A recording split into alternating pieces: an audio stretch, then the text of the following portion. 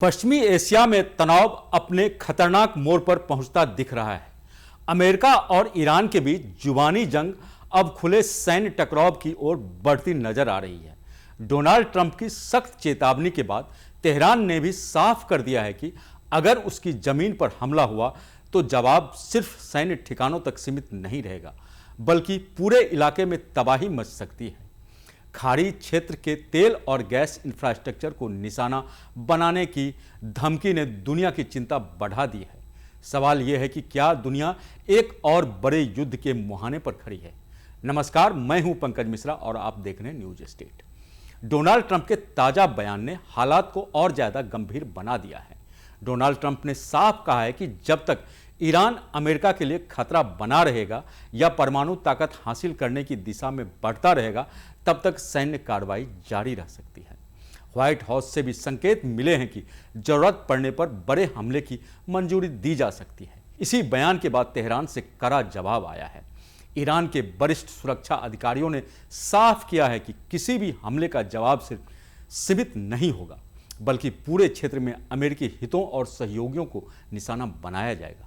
Iran ने अपनी सैन्य तैयारियों का भी संकेत दिया है और कहा है कि जवाबी कार्रवाई के लिए पूरी रणनीति तैयार है।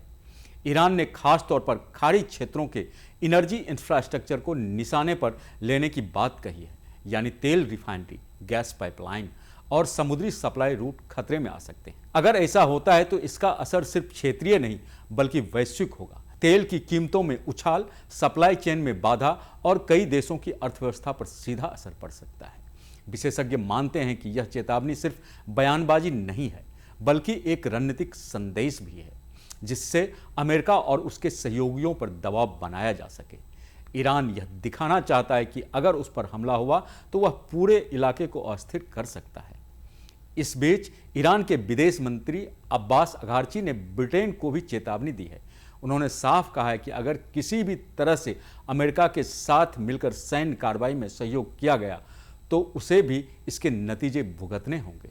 अरागची ने पश्चिमी देशों की नीतियों को गलत और उकसाने वाला बताया। साथ ही यह भी कहा कि ईरान के खिलाफ किसी भी तरह की आक्रामक कार्रवाई स्वीकार नहीं की जाएगी। यह बयान साफ करता है कि तनाव अब सिर्फ अमेरिका और ईरान तक सीमित नहीं है, बल्कि इसमें दूसरे देश भी खिंच सकते हैं, जिससे हालात और ज़्यादा जटिल हो सकते हैं। पूरे घटनाक्रम पर नज़र डालें तो साफ है कि हालात बेहद नाजुक हैं। एक छोटी सी चूक या गलत आकलन बड़े युद्ध में तब्दील हो सकता है। कूटनीतिक रास्ते फिलहाल कमजोर नजर आ रहे हैं और दोनों तरफ से बयानबाजी जारी है। ऐसे में सबसे बड़ा सवाल यही है कि क्या बातचीत का रास्ता खुलेगा या दुनिया एक और बड़े संघर्ष की ओर बढ़ेगी। फिलहाल दुनिया की नज़रें पश्चिमी एशिया पर टिकी है, जहां हर बयान और हर कदम आने वाले समय की दिशा तय करेगा।